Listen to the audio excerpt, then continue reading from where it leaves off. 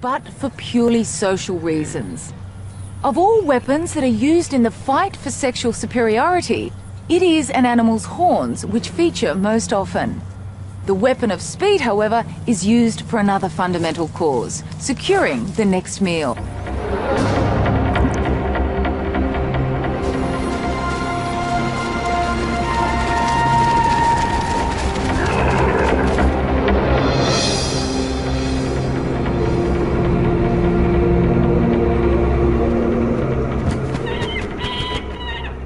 Well, of all creatures that use speed as a weapon, the peregrine falcon is the supreme master. Able to reach speeds of more than 150 kilometres per hour, it is the fastest creature on Earth. And these high-speed records are a result of its body design. The peregrine falcon is 1 kilogram of solid muscle, and when making a high-speed dive, it transforms itself into an aerodynamically perfect teardrop shape. And it's this ability to make a sudden and powerful attack that makes it one of the most feared hunters of the skies.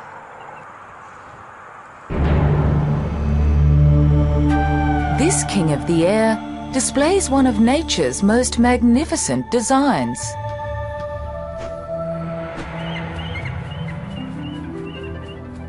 It has the precision flying capability of a stealth bomber, the acceleration potential of a jet fighter, and its own pair of remote sensing devices, its eyes. It is a living missile.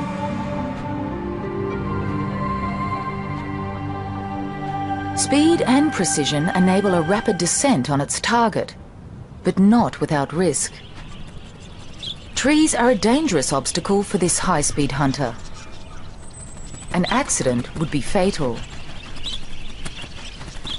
For its prey, the cover provides the only safe refuge.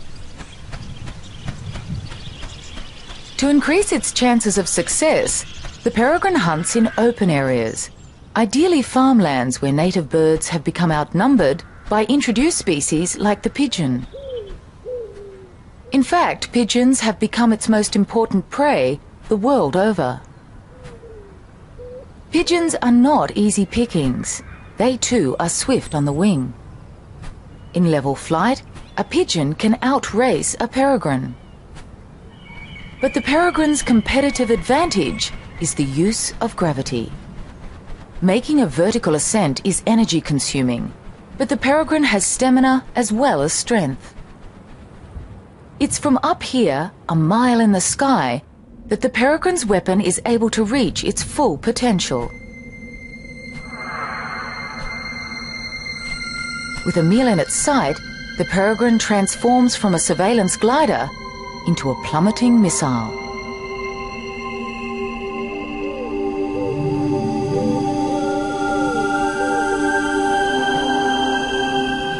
By tucking its wings against its body, the peregrine minimizes air resistance and drops out of the sky in staggering style. At the final moment before impact, the falcon levels out and strikes talons first.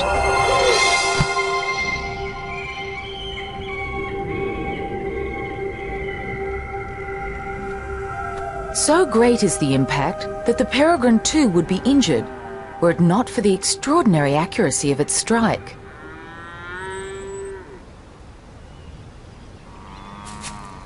Despite their formidable speed and hunting prowess, only 1 in every 10 attacks results in a meal.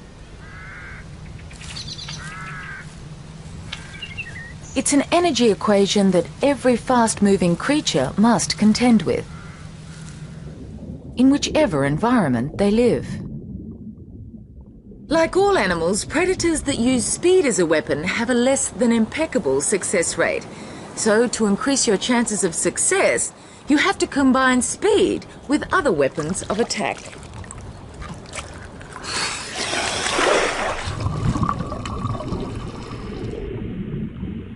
The stonefish doesn't look fast. It is one of the least streamlined of all fish. In fact, it rarely swims at all. A sleek body has been substituted by one corrugated and encrusted with algae. Disguised as a rock in the rubble of the ocean floor, it uses camouflage as its preliminary weapon. When suitable prey is within striking distance, it puts its conserved energy into one startling burst of speed.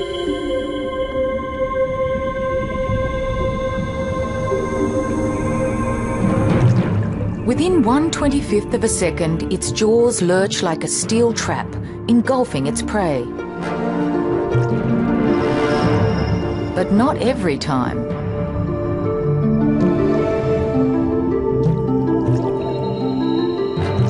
While not every strike is on target, the energy lost is less than that expended in a high-speed chase.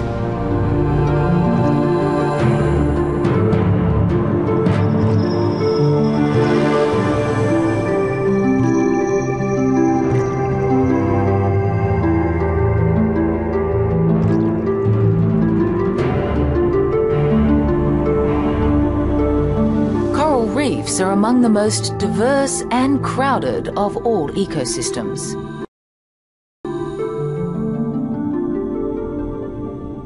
It's here that you find an extraordinary array of weapons, each designed to compete successfully for a common food source and for highly sought-after available space.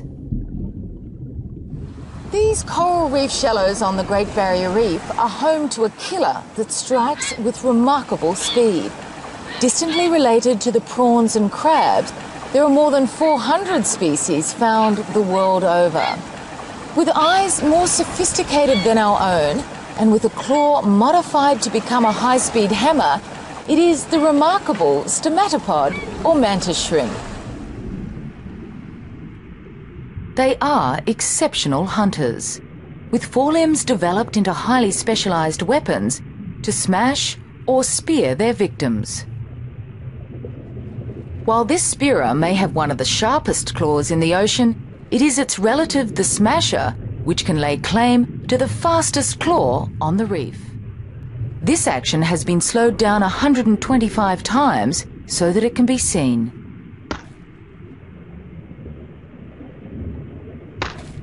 The smasher's claws function as high-speed hammers, cracking tough crab shells, opening up a food source that would otherwise be inaccessible.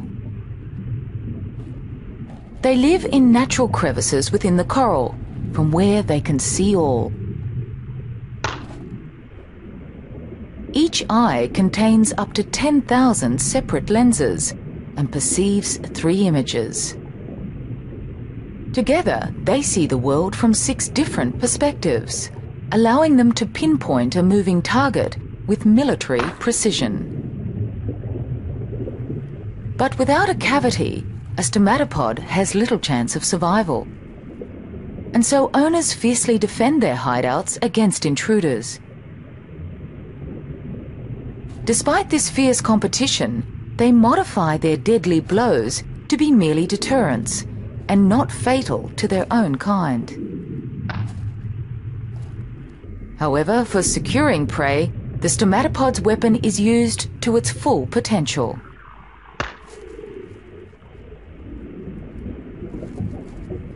The smasher quickly sizes up its target and strikes with blinding speed.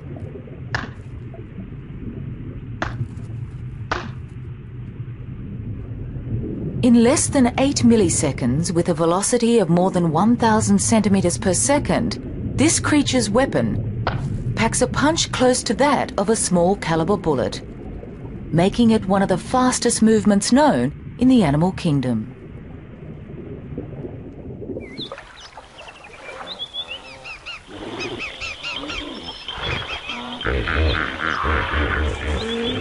It is in Africa that we find the world's most spectacular collection of animals and their weapons.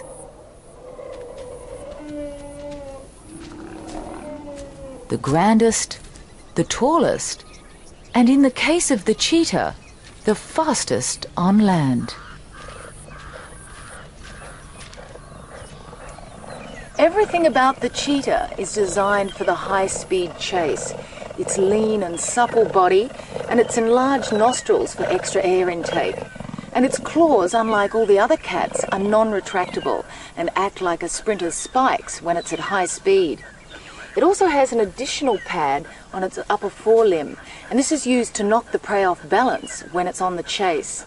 And it's these and a host of other features that enable the cheetah to lay claim to the fastest animal on land.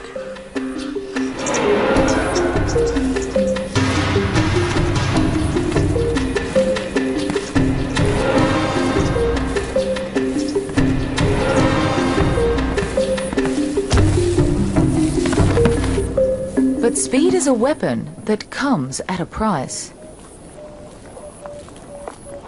In becoming a speed specialist, the cheetah has sacrificed the weight and power of the other big cats.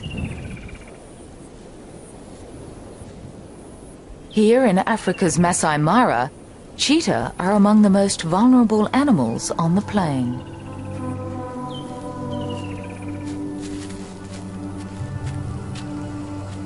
Cheetah are the lightweights of their league. They are only 1/3 the weight of a lion and easily overwhelmed by these super predators. Lions will kill cheetah whenever possible.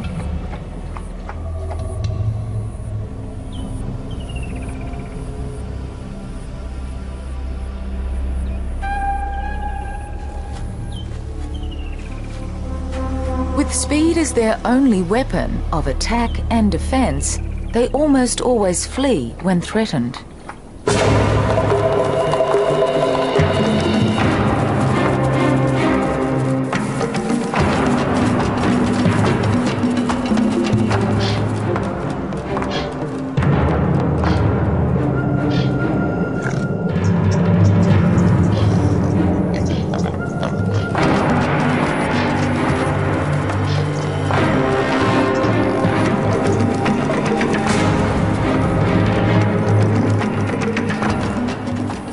Cheetah are not even able to defend their young. This mother has concealed her cubs in a lair.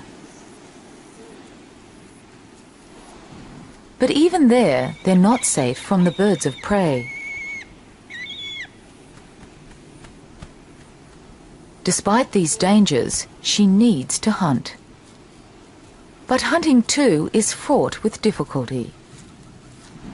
At top speed, a cheetah's body temperature soars to 41 degrees Celsius. To sustain this temperature for over a minute or two would be fatal. Its valuable weapon has to be reserved for a short burst, and where there is a high chance of success. Here in the open savanna, her main prey is the Thompson's gazelle, the swiftest of all antelope. They are plentiful, but also wary. She must creep within 100 meters of her target if her pursuit is to be successful.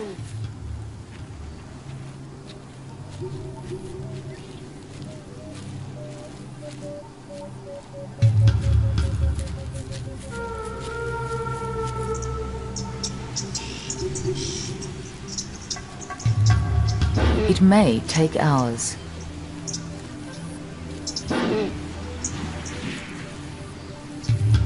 If noticed, she pauses and makes herself as inconspicuous as possible, patiently waiting for her next meal to be within that critical range.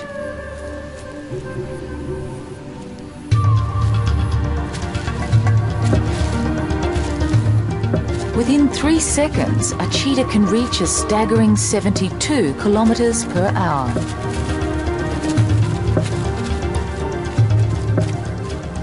But energy conservation is of prime importance, and she must know when her chase is in vain. Less than half a cheetah's pursuits end in a kill. Her hunting time is limited, for with the fading daylight, lions will be on the prowl. Unsuccessful, she heads back to her cubs. But a dry season grass fire is an ominous obstacle. Insects flush from the flames don't interest her, but provide a banquet for yellow-billed storks.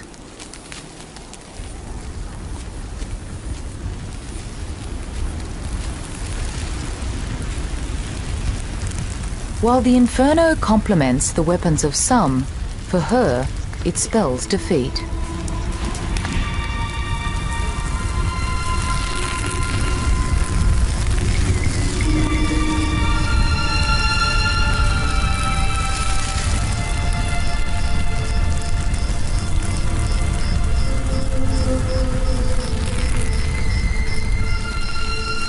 All big cats rely on cover to ambush prey.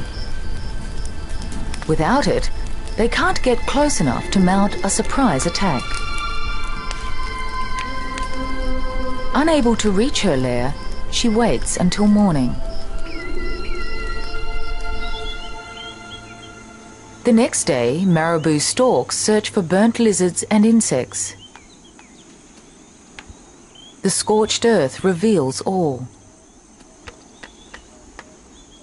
The mother returns to her lair to suckle her young, only to find it already occupied.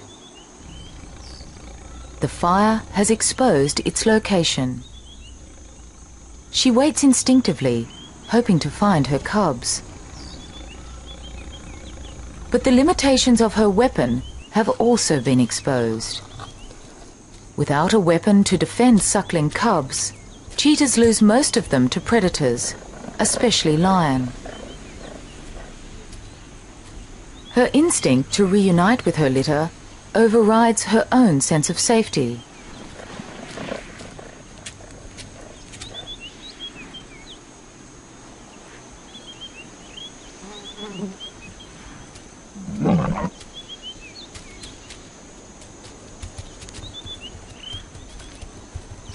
Unable to fight, she can only run.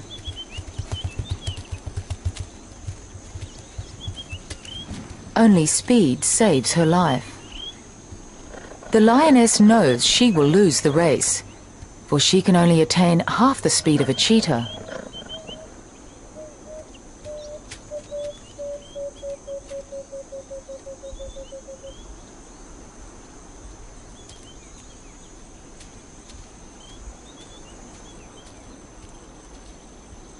In the battle for hunting supremacy, the cheetah's weapon breaks all land speed records. Yet it has made her cubs the ultimate victims of those whose weapons are not faster, but more powerful.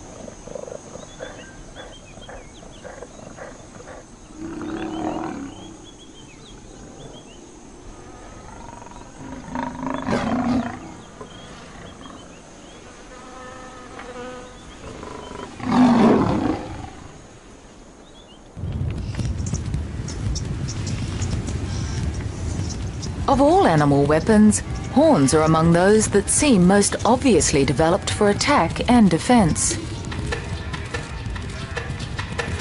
Nowhere else on Earth parades such a battalion of horns as the East African savannah.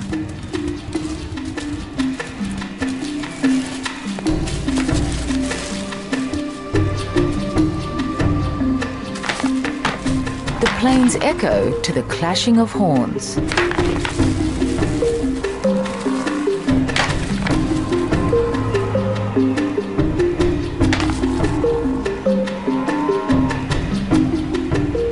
Most horns are permanent fixtures with a bony core and a coating of keratin, the same substance that claws, hair and hooves are made of.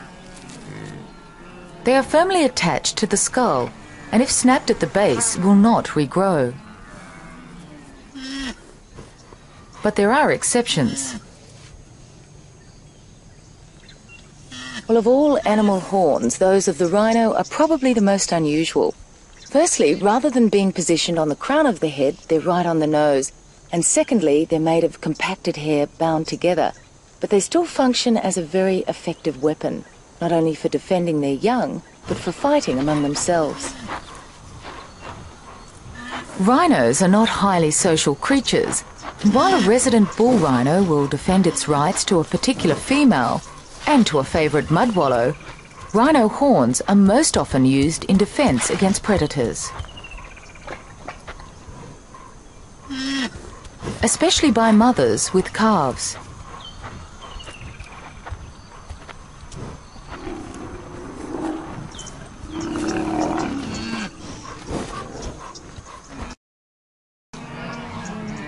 Unlike the rhino, most horned mammals live in the safety of large herds, and surprisingly, the weapons are not used primarily against predators.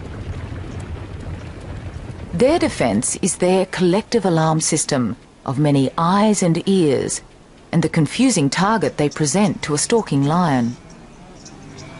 Perhaps the only herd animal that poses any real threat to such a predator is the buffalo.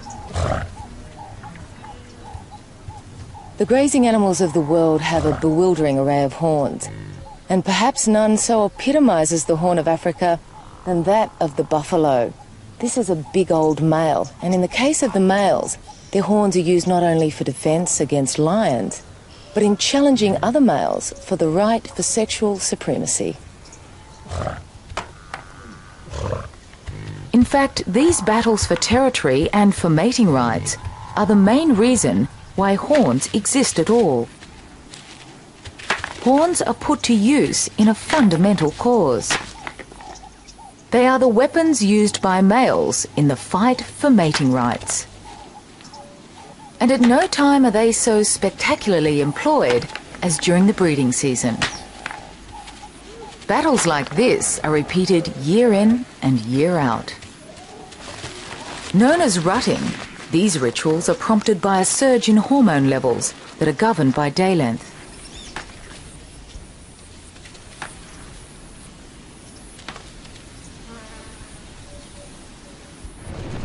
The rutting of the topee is among the most ritualized of all antelope.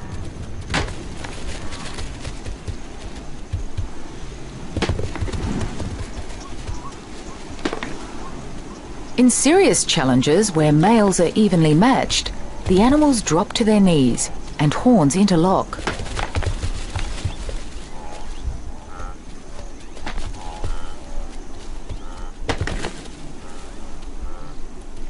They will wipe their faces on the ground or paw repeatedly to disperse scent from glands both below their eyes and under their feet. The contest ends as suddenly as it began, but will be performed throughout the season until a victor is decided. Topee live in mixed female and male herds, where both sexes bear horns.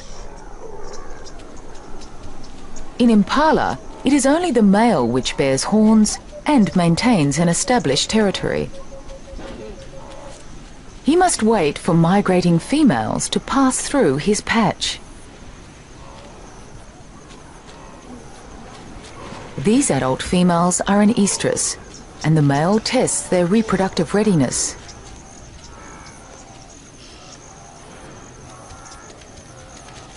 He mates with those that are responsive.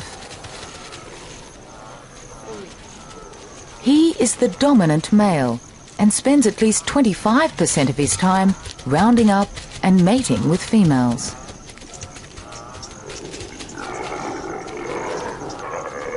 Not only does he need to keep females within his territory, he must also keep other males out, leaving him little time to rest or feed. Even recently weaned males are seen off, sometimes in a spectacular fashion, which displays the victor's strength and virility.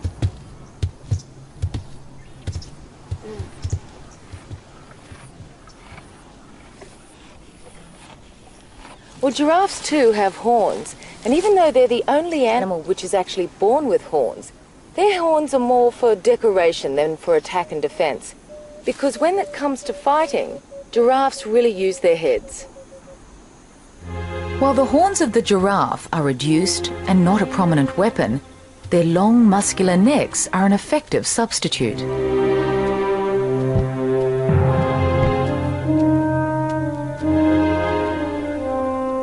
Their neck and head performs as a massive mallet. But blows seldom land solidly. These young males do their best to avoid being hit by the other.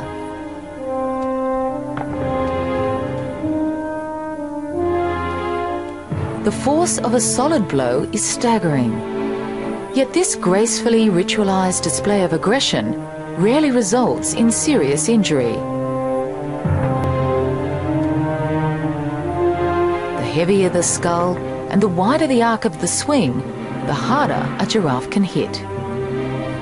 Hence the advantage of size, height and weight, the key factors that will determine which male wins dominance and the right to mate with the females. The giraffe and antelope live among some of the most efficient predators on the planet. Yet their weapons are not designed entirely for their own protection or to secure their own food. It is the individual's contest to continue his lineage that determines the size, shape and function of his weaponry.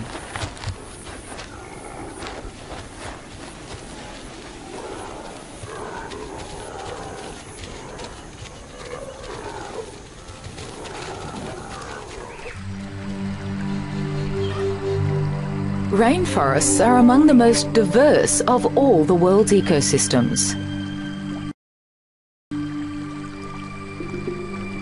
While the African plains are the arena of challenge for the world's grandest creatures, these Australian tropical forests are the battlegrounds of the mini-beasts.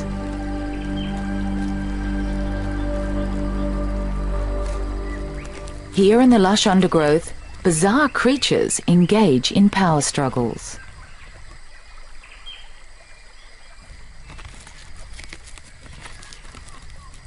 For most of the year, they live solitary and relatively uneventful lives.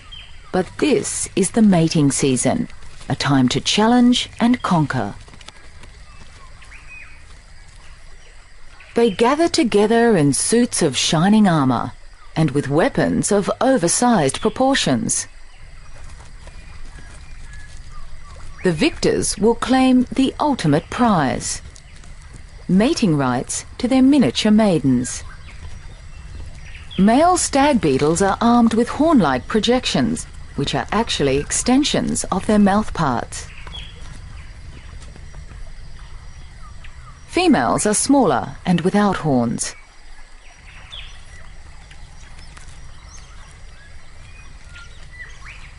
The presiding male has raised his antlers as a show of strength to the invading male.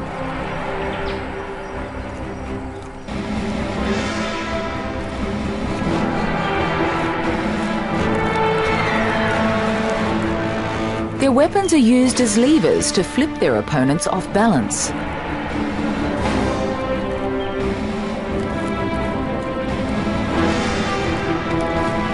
Those toppled to the ground are out of the contest, but will live to fight another season. The victor takes possession of his prize. Others, like the rhino beetle, have only one season to prove themselves.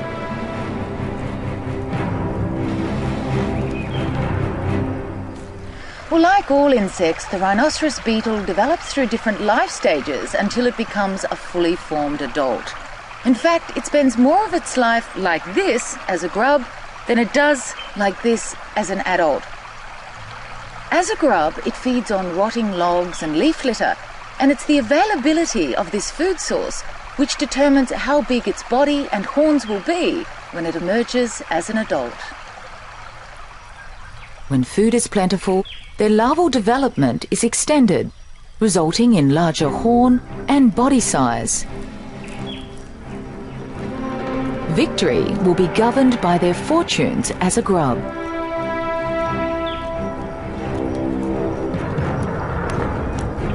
In most cases, large horns are the key to success. They are able to lift 850 times their own weight.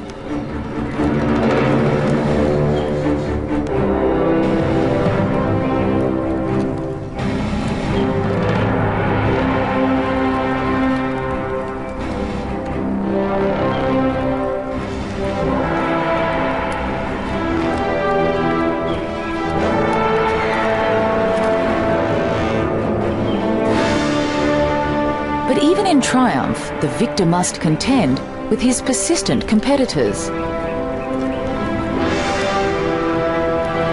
even as his paternity hangs in the balance.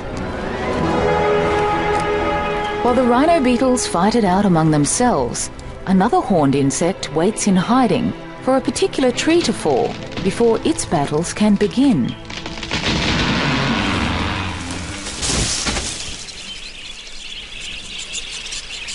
A white mahogany tree falls and begins its process of decay.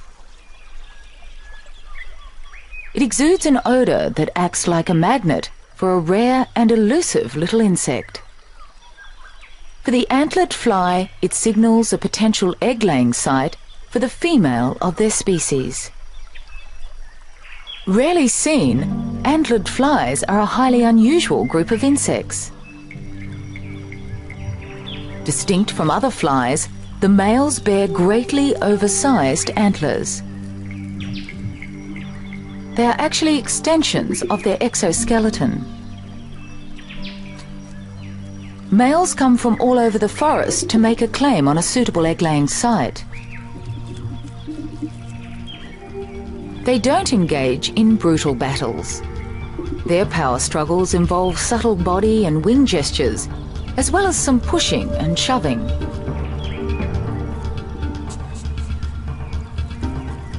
A male that is clearly inferior in size simply makes an appearance and flies off without a challenge. This is known as an intrusion. More evenly matched males linger, flick their wings and sway their bodies. If two males are evenly matched, their posturing culminates in the interlocking of horns and head-on combat. They push against each other, their antlers interlocked, and rise up on the tips of their middle and hind legs. This usually only lasts for a few seconds before one of the males is overpowered and retreats.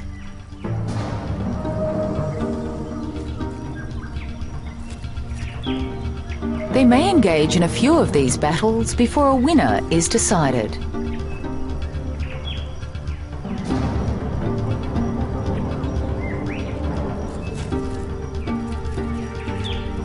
Battles become complicated by the arrival of a female.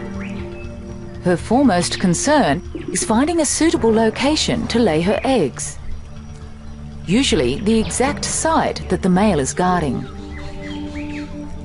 She may have already mated, but this doesn't stop the presiding male from mating with her again. But even while the pair are mating, other males make challenges.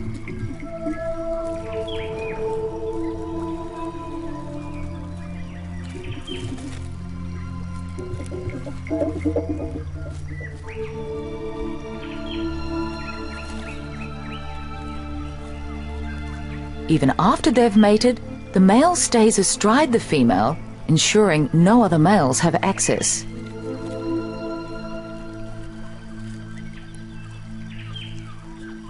She inserts her ovipositor beneath the bark and lays her egg clutch. While she lays, the presiding male continues his guard. For the antlered fly, the size of his antlers are his passport to paternity.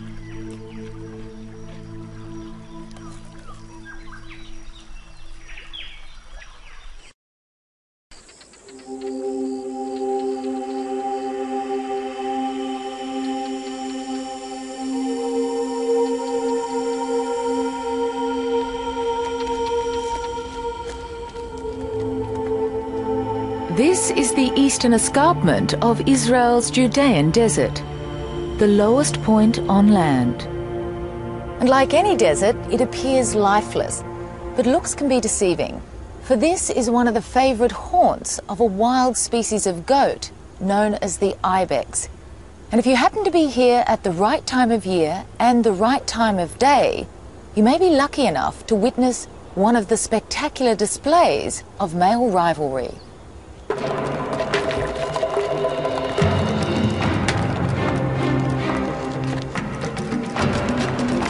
These battles are among the most vigorous of any horned mammal. The force of a full horn impact is equal to 4 tons of pressure.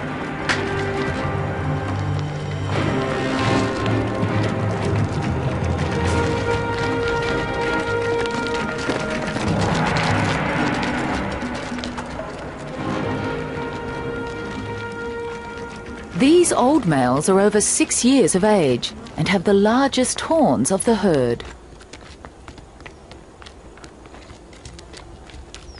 Facing backwards, their horns are clearly not used against predators.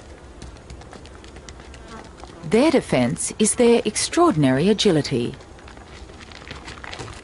When threatened, they can escape into rugged and inaccessible terrain.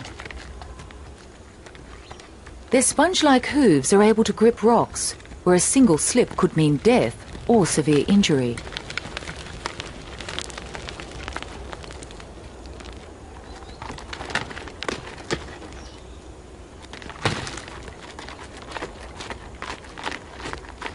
To fully appreciate how the ibex uses its horns as a weapon is to understand its breeding cycle.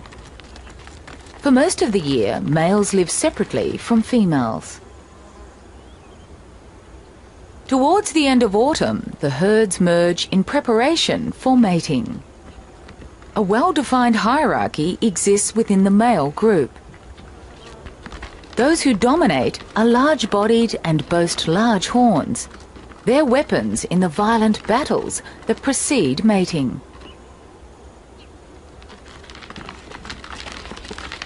For ibex, large horns and exclusive mating rights can only be attained with old age.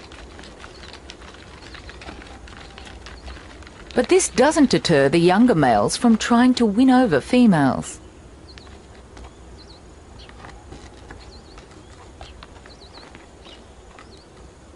With necks lowered and tongues outstretched, they test the reproductive readiness of the females by tasting airborne hormonal levels. Females prefer to mate with old males and will ignore the approaches of those that are unsuitable.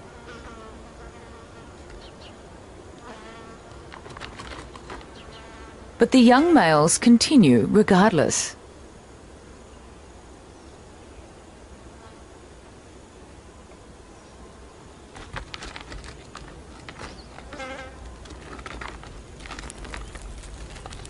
While ibex horns grow throughout life, they slow their growth on maturity and stop growing altogether in the breeding season. This may be because males expend a lot of energy and eat little, or perhaps it's a result of changing hormonal levels.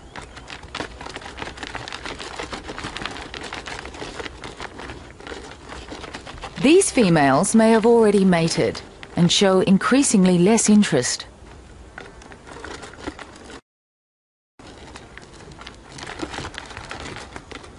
By the end of the rut, the males regroup and recover from the exhausting 6-week rutting and mating period.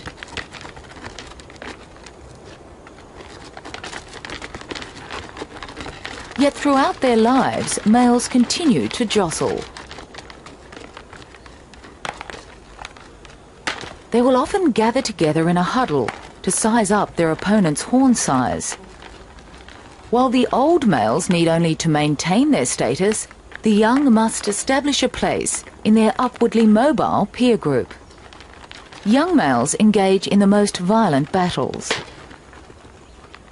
They rear up to increase the impact of their assault. Ibex horns are designed in such a way that they both inflict offensive blows and deflect the blows of opponents. On contact, they twist their heads slightly to lessen the impact, which is taken on the strongest lower part of the horn. The bony ridges prevent the horns from slipping past each other and causing accidental injury.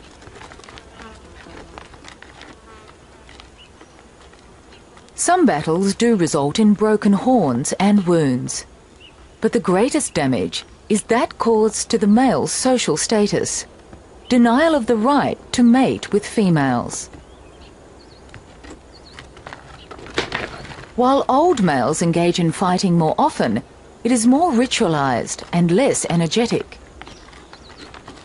They have the advantage of experience and use their weapons sparingly.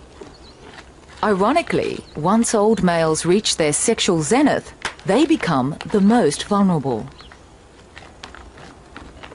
Their heavy bodies and greatly oversized horns reduce their agility. This not only increases their chances of serious injury on the slopes, but also makes them prime targets for predators. They're forced to move with less speed and greater caution. While the success of their weapon now jeopardizes their own survival, they have ensured the proliferation of their own offspring. A dominant male's reign may only last a few seasons before one of his subordinates succeeds in taking the top position.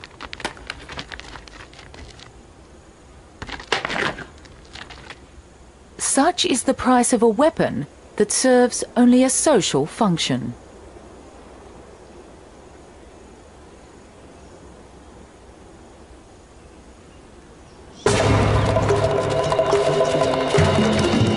While the weapon of speed is used primarily for securing prey, horns play a completely different role in an animal's life, but one that is equally important. They are the weapons used between males to joust and butt, clash and posture. While the fights are sometimes violent, they are ritualized and more about mating than maiming. They are a form of contact body language that determines